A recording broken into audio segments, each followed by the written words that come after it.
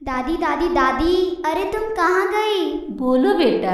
अरे तुम हमें बताया करती थी और कहानियाँ सुनाया करती थी। जब तुम जवान थी तो तुम झिझिया खेला करती थी। दादी, झिझिया नृत्य क्या होता है?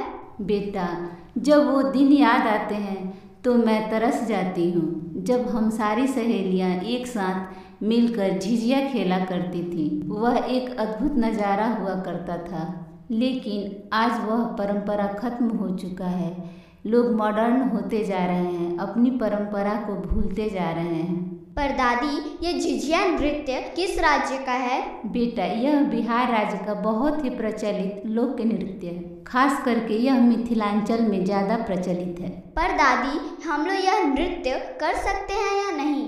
क्यों नहीं बेटा, पर आजकल सब लोग अपने आप को मॉडर्न समझते हैं। क्या तुम यह परंपरा निभा पाओगी? हाँ बिल्कुल दादी, मैं अपनी परंपरा को निभा पाऊंगी। पर यह तो नवरात्रि में किया जाता है, क्या तुम करोगी? हाँ हाँ बिल्कुल दादी, मैं जा रही हूँ अपनी सहेलियों को बुलाने।